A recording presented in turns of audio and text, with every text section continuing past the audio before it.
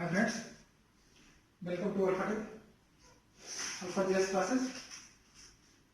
Alpha GS class में आपका स्वागत है। तो आज हम फंडामेंटल राइट्स के बारे में पढ़ेंगे। इसके साथ साथ जो है राज्य के नीति निर्देशक तत्व के बारे में जानेंगे। फंडामेंटल राइट्स के एक एक अनुच्छेद पर हम लोग विश्लेषण करेंगे। फंडामेंटल राइट्स अर्थात मौलिक अधिकार। फंडामेंटल राइट्स अर्थात मौलिक अधिकार। ठीक है। अच्छा, ये चीज बताइए, संविधान जब है संविधान बना था तो संविधान बनने में 2 वर्ष 11 महीना और 18 दिन का समय लगा था। और 26 जब संविधान बन गया तो 26 जनवरी 1949 को 26 जनवरी 1950 को जो है संविधान को पूरी तरह से लागू कर दिया गया। संविधान को पूरी तरह से लागू कर दिया गया। तो ध्यान देंगे कि जब संविधान बन रहा था तो संविधान निर्माता संविधान के एक एक भाग पर, एक एक पहलू पर चर्चा कर रहे थे। एक एक पहलू पर ध्यान रख के संविधान का निर्माण किया जा रहा था। तो उसी तरह से जो है संविधान का जब निर्माण हो रहा था तो संविधान निर्माता जो है फंडामेंटल राइट्स की चर्चा की कि भाई जब हमारा संविधान होगा, जब अपना संप्रभुत्व होगा, अपना देश में अपना शासन होगा, अपना संप्रभुत्व होगा, तो इसमें जो है अपना संविधान है तो अपना मौलिक अधिकार भी होना चाहिए। यानी हमारा मौलिक अधिकार कौन कौन सा है वो भी हमें निर्धारित होना चाहिए। यानी हमारा जो फंडामेंटल राइट्स है ये हमें किसी से मांगना ना पड़े। जब संविधान लागू हो तो उसी दिन से हमारा फंडामेंटल जो है राइट्स लागू हो जाए। एक आता फंडामेंटल राइट्स, फंडामेंटल राइट्स। दूसरा है फंडामेंटल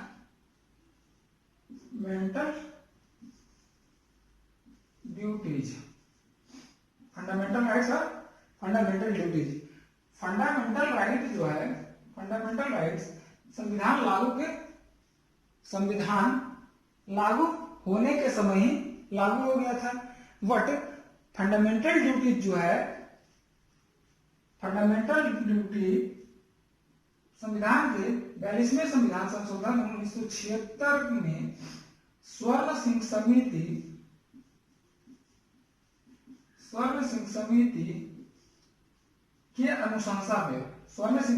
के अनुशंसा पे फंडामेंटल राइट ड्यूटीज यानी इसको कहते हैं मौलिक कर्तव्य लागू किया गया। मौलिक कर्तव्य वर्तमान में 11 फंडामेंटल राइट्स, कितना है 6। ठीक है। अब जो है पहले 7 था फंडामेंटल राइट, अभी वर्तमान में 6 है, पहले 7 था। इसमें आर्ट 31 को हटा करके जो संपत्ति का अधिकार था, संपत्ति को के अधिकार को हटा करके कानूनी अधिकार उसको बना दिया गया। तो आज फंडामेंटल ड्यूटी नहीं पढ़ेंगे, फंडामेंटल राइट्स पढ़ेंगे। फंडामेंटल ड्यूटी जिसलिए थोड़ा सा उसको चर्चा कर दी कि फंडामेंटल राइट्स और फंडामेंटल ड्यूटी जो है आपस में संबंधित है। पर वैसे संविधान निर्माता जो है संविधान को बनाए, संविधान बनाते समय उन्होंने ये नहीं सोचा कि भाई हमें अपने देश के नागरिकों को ड्यूटी भी देना चाहिए, क्योंकि सभी को जो है नागरिक को अपने देश के प्रति एक ड्यूटी बनता है। लेकिन जो है आजकल के कुछ ज्यादा ही पढ़े लिखे लोग हैं तो अपना ड्यूटी को जब तक उसको काउंटिंग में ड्यूटी मिले ना, जब तक उसको लिखित में ड्यूटी ना मिले तब तो वो अपनी ड्यूटी नहीं समझते। इसीलिए जो है 1976 में 42वें संविधान संशोधन में जो है स्वर्ण सिंह समिति अनुशंसा किया कि भाई हमारे जो है फंडामेंटल ड्यूटी भी निर्धारित किया जाए। तो फलता 1976 में 42वें संविधान संशोधन जिसको कहा जाता है मिनी संविधान, 42वें संविधान संशोधन के तहत फंडामेंटल ड्यूटी जोड़ा गया। बट फंडामेंटल राइट जो है, फंडामेंटल राइट भारतीय संविधान में निहित है। संविधान जिस दिन लागू हुआ उसी दिन से हमारा फंडामेंटल राइट्स लागू हो गया।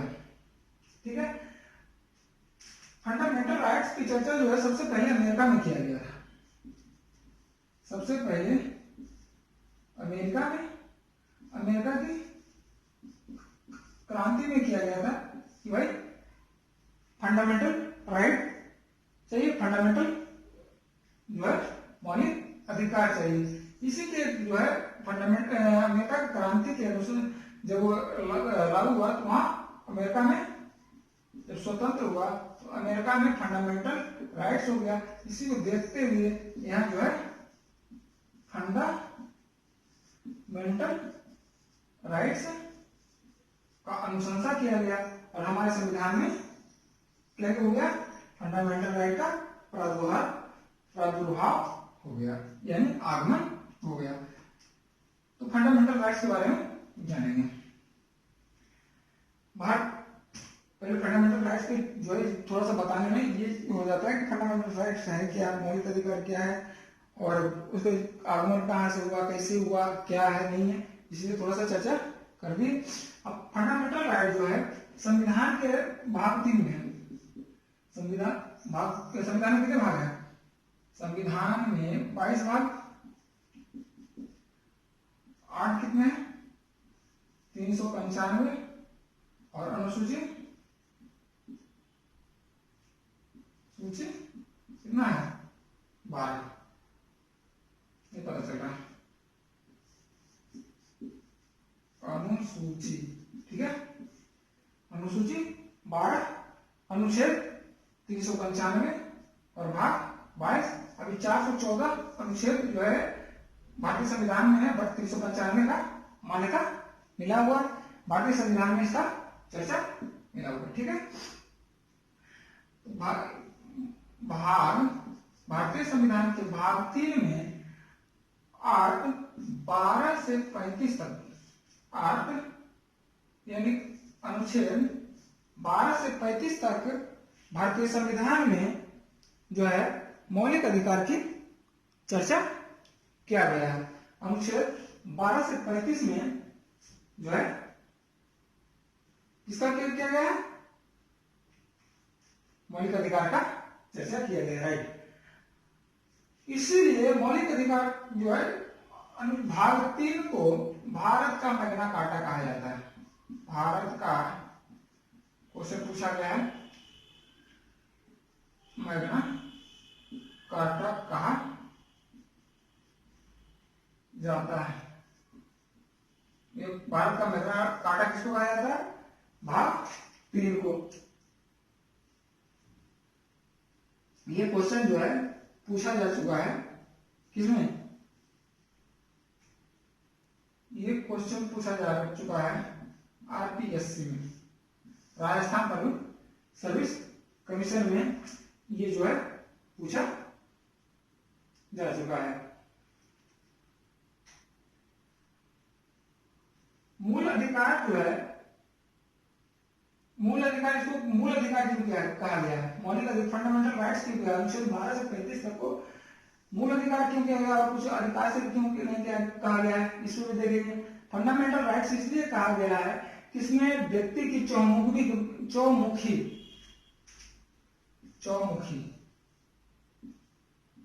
जो हिंदी पढ़ते हैं, जिसका लिटरेचर क्या बोलता है सब्जेक्ट होगा मेंस का, लिटरेचर हिंदी, चौमुखी शब्द को अच्छी तरह से जानते हैं। चौमुखी अर्थात चारों तरफ का विकास है, भौतिक, जिसमें आता है भौतिक, बौद्धिक, नैतिक और आध्यात्मिक। चौमुखी में कौन कौन सा आता है? भौतिक, नैतिक, बौद्धिक और आध्यात्मिक।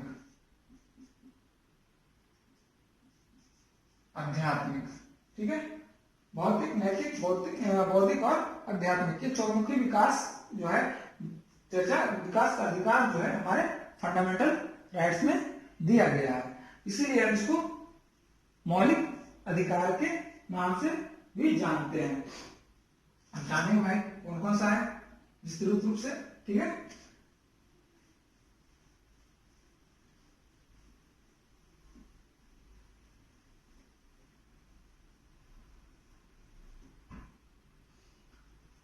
पहला अधिकार है फंडामेंटल राइट। भारत के संविधान में 6 क्या है मौलिक अधिकार है। पहला समता का अधिकार, बहुत इंपॉर्टेंट है, ध्यान रखिएगा। समता का अधिकार जिसका वर्णन है पार्ट कहां से 14 से 18, ठीक है। स्वतंत्रता का अधिकार,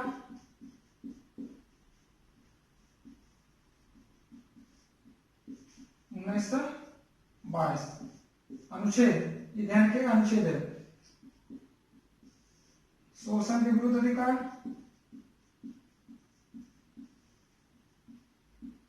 विरुद्ध इसका है 23 से 24। नंबर 4 धर्म की स्वतंत्रता, धर्म की स्वतंत्रता 25 से 28। संस्कृति एवं शिक्षा, धर्म से संबंधित शिक्षा जिसको कहते हैं 29 से 29-30। छठा जो हो गया संवैधानिक उपचार,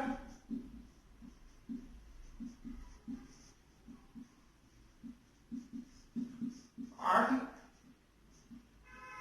32।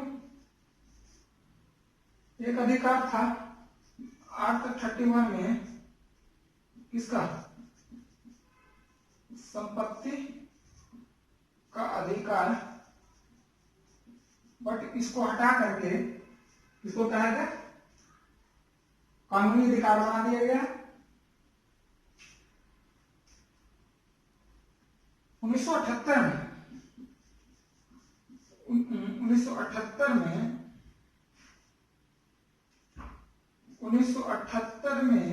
46वें संविधान संशोधन, 1978 में 46वें संविधान संशोधन के बाद संपत्ति के अधिकार को अर्थात अनुच्छेद 31 को हटा करके किसमें कर दिया गया, संविधान के भाग 12 के अनुच्छेद, संविधान के भाग 12 के अनुच्छेद 300 के क में शामिल कर दिया गया है, जो एक कानूनी अधिकार के रूप में है, ना कि फंडामेंटल राइट्स में है, राइट।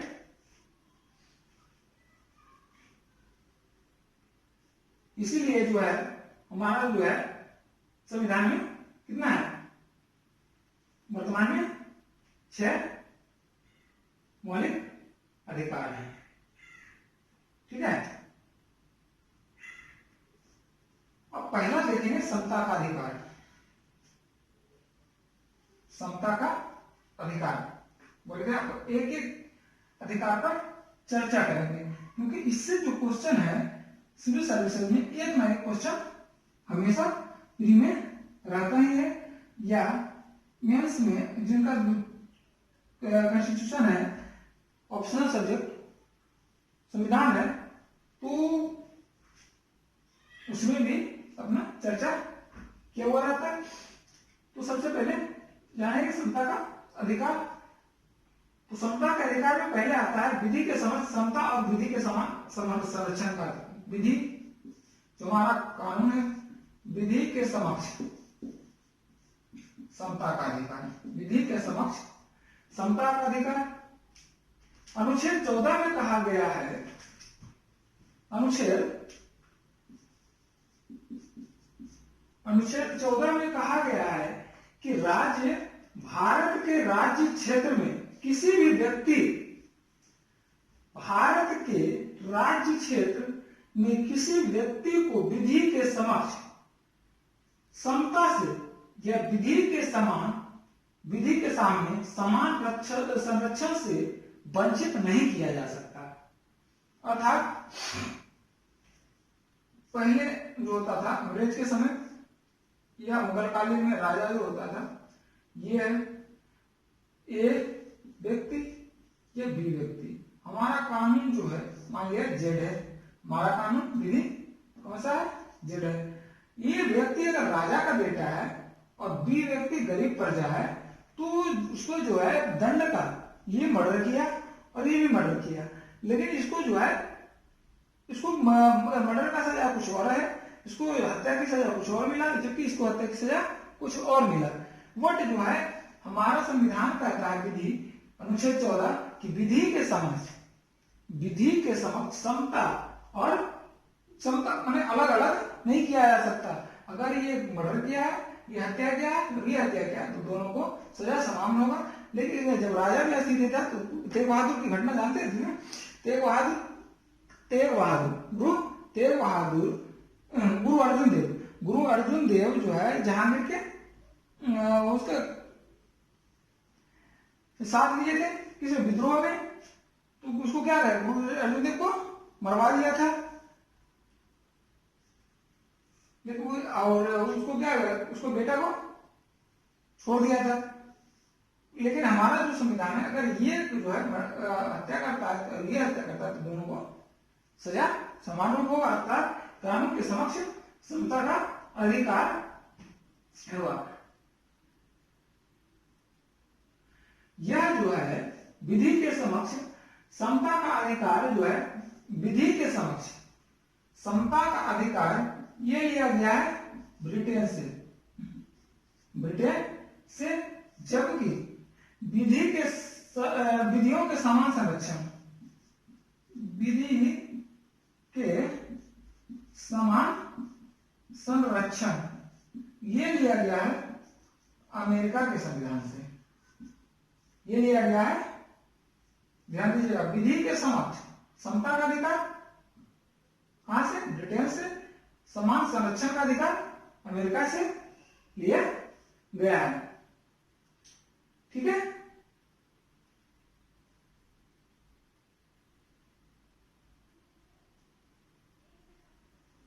उसमें जो है, अब इसको देखते हैं कुछ और कंडीशन है। अगर जो है उच्चतम न्यायालय ने यह व्यवस्था की है कि जहां समान और असमान के बीच, जहां समान और असमान के बीच अलग अलग व्यवहार होता है, वहां अनुच्छेद 14 जो है स्वीकृत नहीं होता है। जैसे टेररिस्ट के बीच में समान और असमान है, टेररिस्ट और आम नागरिक के बीच में नहीं होगा।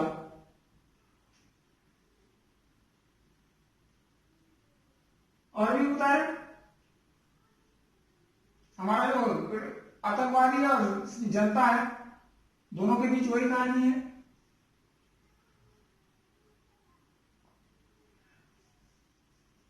अगर कोई व्यक्ति अमीर है, समता का अधिकार कौन समझेंगे, अगर कोई व्यक्ति अमीर है और कोई व्यक्ति गरीब है, दोनों का जो है कानून की नजर में दोनों समान है।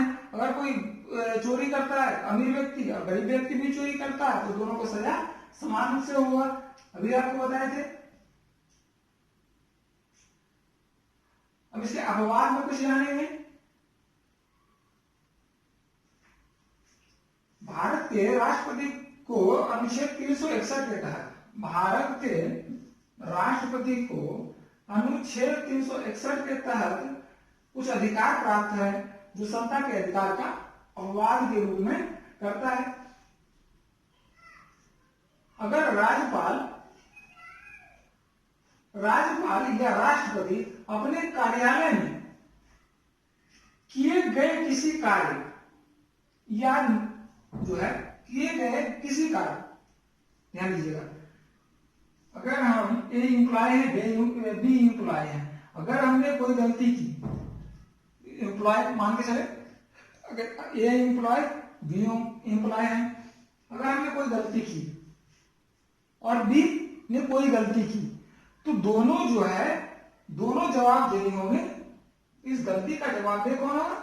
दोनों होगा। बट इसका अपवाद में है, अगर राष्ट्रपति या राज्यपाल, राष्ट्र प्रेसिडेंट या गवर्नर अगर अपने कार्यालय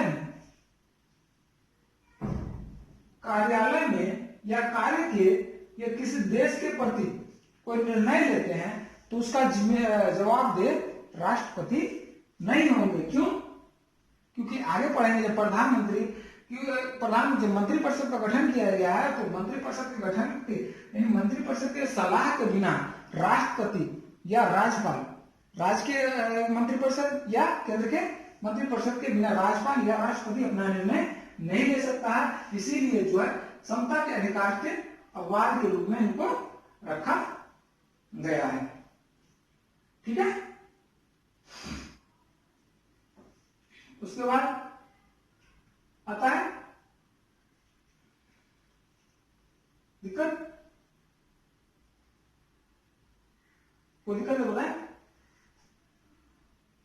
अब आता है 8-15 अनुच्छेद 14 खत्म, अनुच्छेद 15।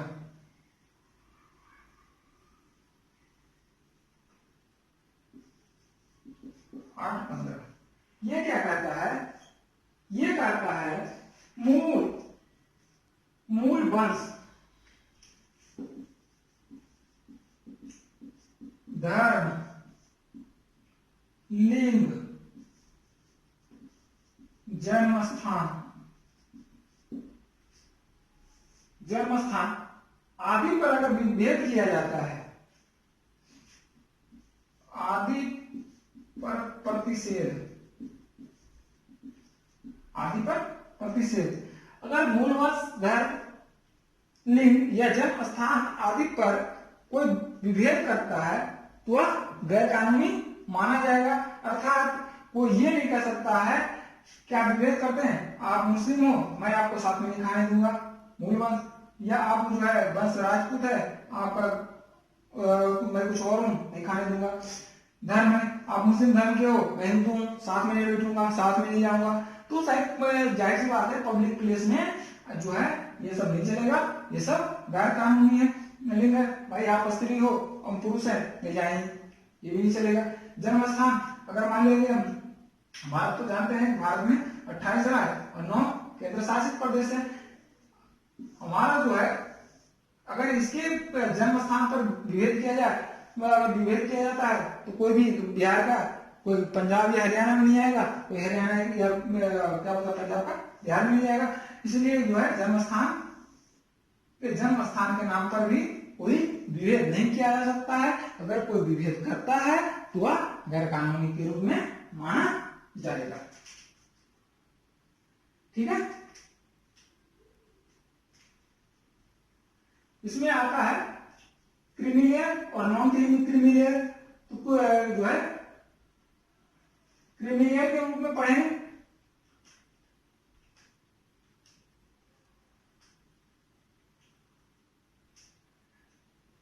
क्रीमीलेयर और नॉन क्रीमीलेयर। क्रीमीलेयर और नॉन क्रीमीलेयर की जो चर्चा है वह किसमें होता है? पिछड़े वर्ग में होता है। जानते हैं कि हमारा जो भी वैकेंसियां है उसमें 4-5 कैटेगरी आता है। पहला आता है ह्यूमन जिसको कहते हैं जनरल, एससी, एसटी और ओबीसी। ओबीसी में आता है क्रीमीलेयर और नॉन क्रीमीलेयर, गैर क्रीमीलेयर, ये आता है ओबीसी में। ठीक है। तो जो है पिछड़ा वर्ग, पिछड़ा वर्ग का गठन, आयोग का गठन कौन किया गया था? पिछड़ा वर्ग आयोग का गठन कौन किया था? मंडल आयोग। मंडल आयोग के तहत पिछड़ा वर्ग आयोग का गठन किया गया था।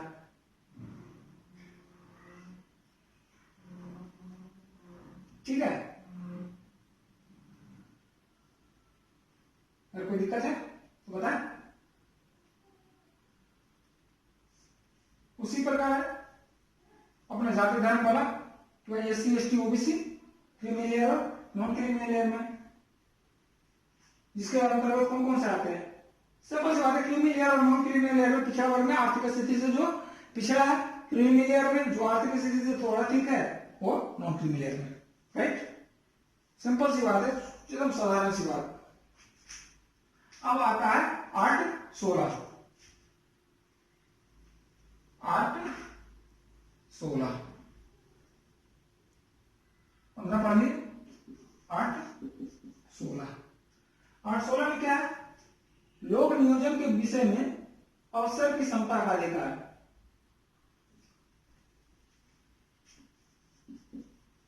लोक नियोजन के विषय में समता का अधिकार तो क्या समझते हैं?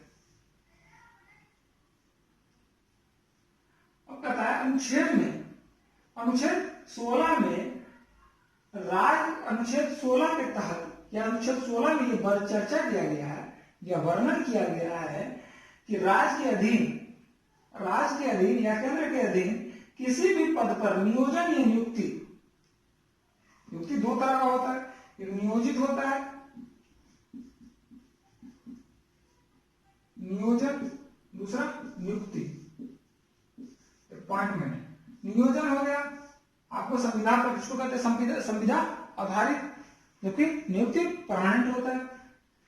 नियोजन या नियुक्ति के विषय में संबंधित विषय में सभी नागरिकों के लिए अवसर की समता होगा, यानी समान अवसर मिलेगा। ऐसा नहीं कि भाई कोई किसी को ज्यादा मिलेगा किसी को कम मिलेगा, या किसी को जो है धर्म है ये मुस्लिम है तो उसको ज्यादा मिलेगा और इसको कम मिलेगा। अब वो जिसका जो सीट का बंटवारा है UR अभी जो बताए थे UR SC ST और OBC, इसका जो सीट का बंटवारा है उस सीट के जनसंख्या के आधार पर किया गया, ना कि जो है वो आरक्षण के आधार पर किया गया है। जबकि ये जो है इसका संबंध लोक नियोजन से नहीं है, लोक नियोजन से है समता का अधिकार, यानी उसके समान अवसर भी दिया जाएगा। तो मान लिया कि पहले क्या होता था कि पंडित है तो भाई वो पंडित पढ़ाएगा, सेना में जाएगा कौन, जो क्षत्रिय वो सेना में जाएगा, ऐसा नहीं है। अब जो है ये इसमें भेदभाव नहीं किया जा सकता है, किसी भी नागरिक के साथ भेदभाव नहीं किया जा सकता, केवल धर्म, वंश, जाति, लिंग या स्थान पर जो है रोजगार या कार्यालय में या इंटरव्यू में उसको अयोग्य नहीं ठहराया जा सकता है।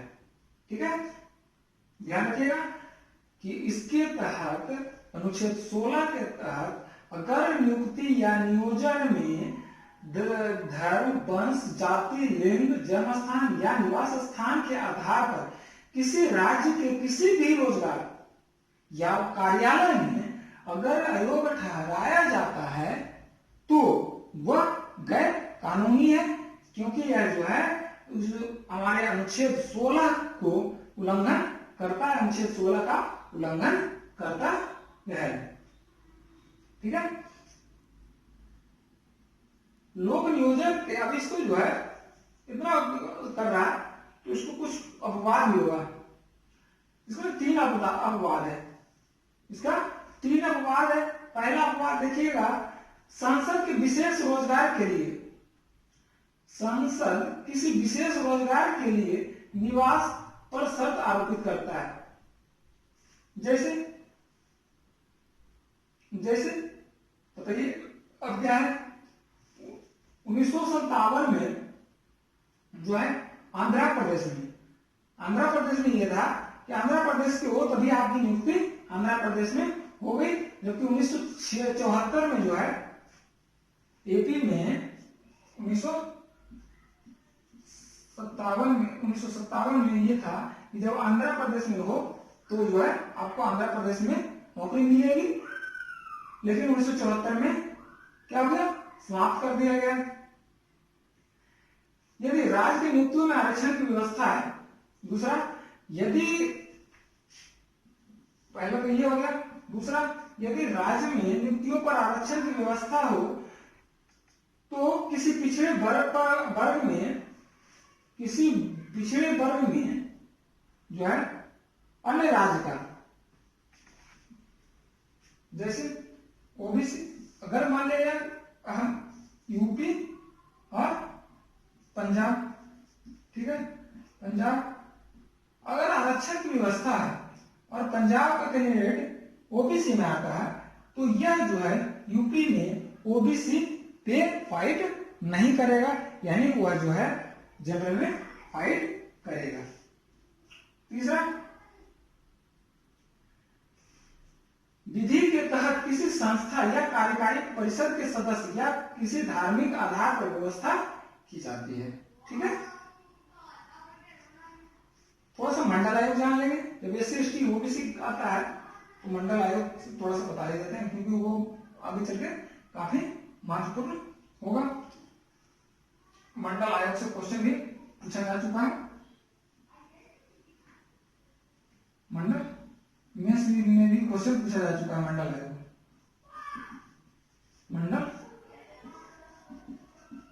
मंडल आयोग, ठीक है। 1979 में किसका सरकार था?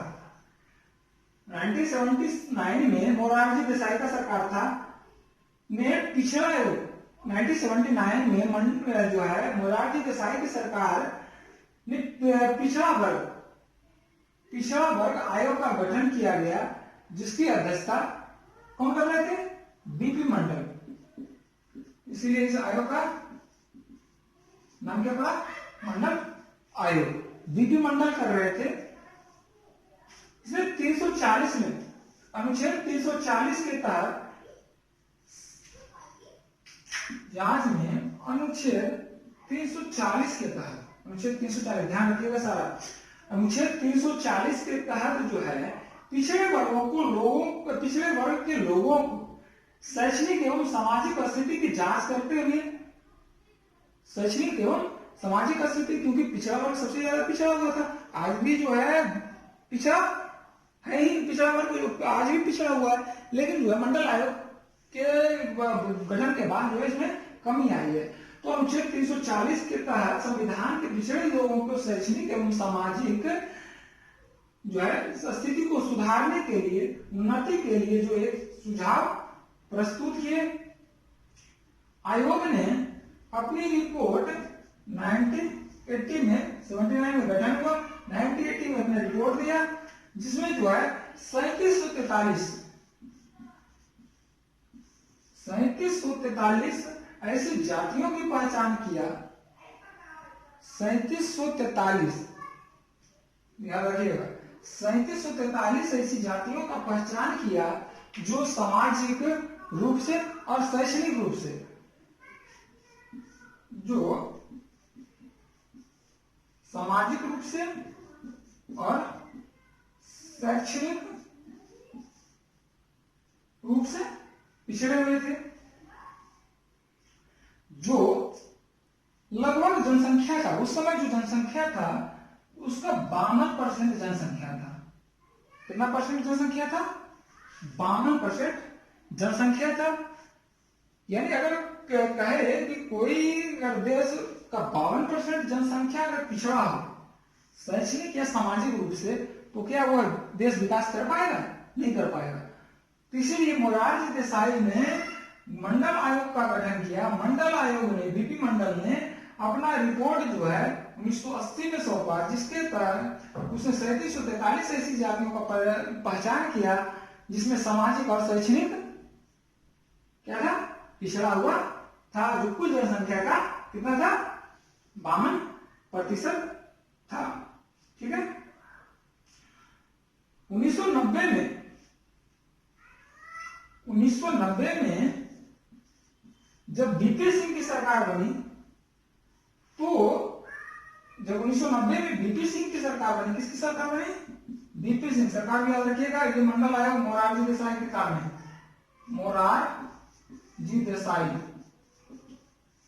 बीपी आयोग, बीपी सिंह की सरकार में जो है ओबीसी के लिए 27% की आरक्षण की व्यवस्था किया गया, ठीक है। और कोई?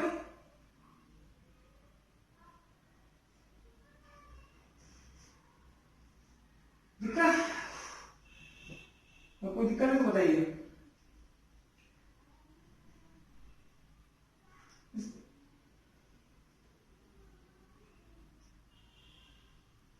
ठीक है, नोट करिए। अब आता है अनुच्छेद 17, ये भी बहुत महत्वपूर्ण है। अनुच्छेद 17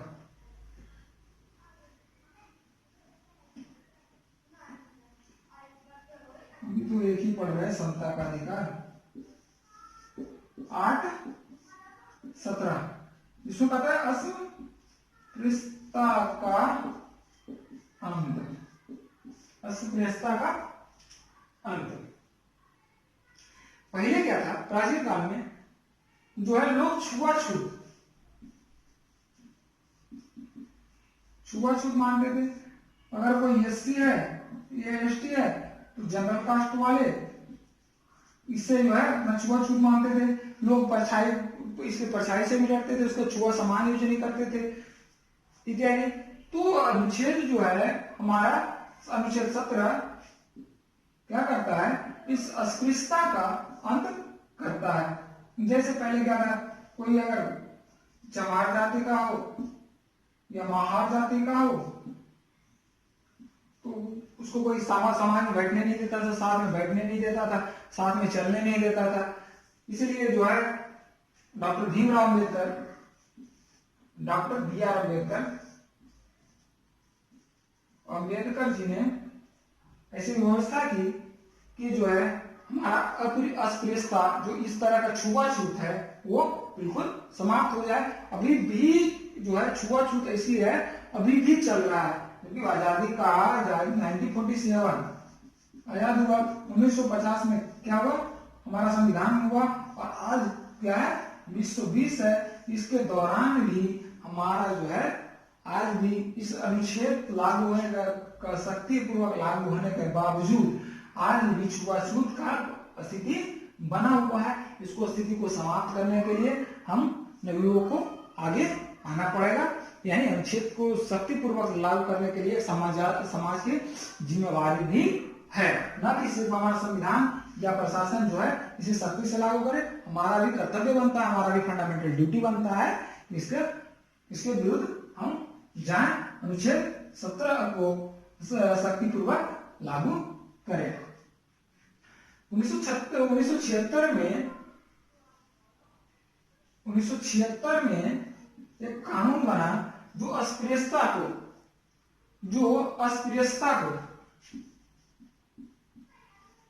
अस्पृश्यता को करने वाले को कानूनी दंड की व्यवस्था किया।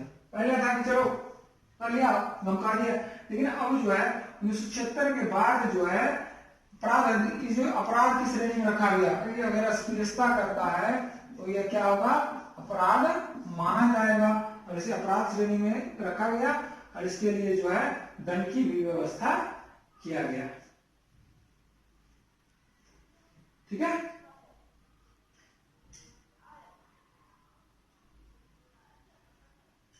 इसके तहत क्या करे, अगर ये दंड करता है, कोई अस्पृश्यता करता है तो 6 माह की सजा और 500 रुपए आर्थिक दंड दोनों शामिल है। ठीक है, छुआछूत पहले क्या था, छुआछूत में आप क्या क्या मानेंगे, अगर किसी व्यक्ति को सार्वजनिक स्थल पर पूजा करने से, सार्वजनिक पूजा स्थल पर रोकता है तो अस्पृश्यता का माना जाएगा। परंपरागत धार्मिक दार्शनिक या अन्य आधार पर अगर अस्पृश्यता का मूल्य ठहराता है तो वह कानूनी क्या बोलता है, कानूनी तौर से अवैध होगा, यानी अनुच्छेद 17 के अंतर्गत आएगा। अगर कोई दुकान या होटल में जाता है या मनोरंजन स्थल पर जाता है तो उसको घुसने नहीं देता है, ये कहते हैं कि तुम ये फलान जाते हो, ये फलान जाते हो, तो भी आप अनुच्छेद 17 के अंतर्गत आता है, तो भी कानूनी दंड की व्यवस्था है। अस्पतालों में जाने से मना करता है, जाने देने से मना करता है तो भी अनुच्छेद 17 में आएगा। या अगर प्रत्यक्ष या अप्रत्यक्ष रूप से अगर अस्पृश्यता करता है, बहुत इंपॉर्टेंट, अगर कोई प्रत्यक्ष रूप या अप्रत्यक्ष रूप से अस्पृश्यता करता है तो भी यह अनुच्छेद 17 के अंतर्गत आएगा और दंड की व्यवस्था होगी या दंड का भागी बनेगा। ठीक है, अनुच्छेद 17 समाप्त। अब 8 अब आता है अनुच्छेद 18। अनुच्छेद 18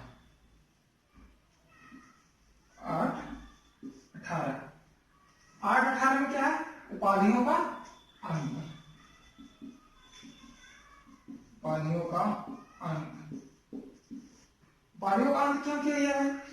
पहले जो था, लोग राजा जो है अपने आप को उपाधि लगाता था, महाराजा धीराज, महाराजा धीराज, महाराज आदि जो है गंगेकोट, चोलम, बहुत सारे उपाधि धारण करता था। बट जो है अनुच्छेद 18 के तहत यह गैर कानूनी माना गया। यह जो है उपाधि राष्ट्रपति के बिना,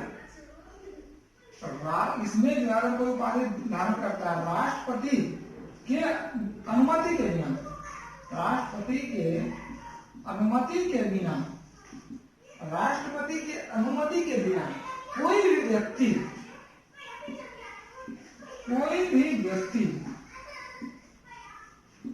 कोई भी उपाधि धारण नहीं कर सकता है। इसलिए पद्मश्री, पद्म विभूषण, पद्म भूषण, भारत रत्न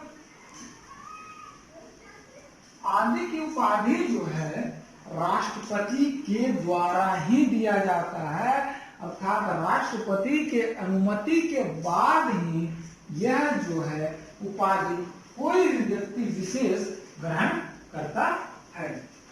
ठीक है, अगर कोई दिक्कत है? इसके अलावा अगर कोई विदेशी उपाधि किसी व्यक्ति को दिया जाता है, किसी व्यक्ति विशेष को दिया जाता है और वह अगर भारत का नागरिक हो, तो वह भी राष्ट्रपति के बिना, अनुमति के बिना वह उपाधि ग्रहण नहीं कर सकता है। ठीक है, अगर कोई जो है दिक्कत है इसमें तो बताइए।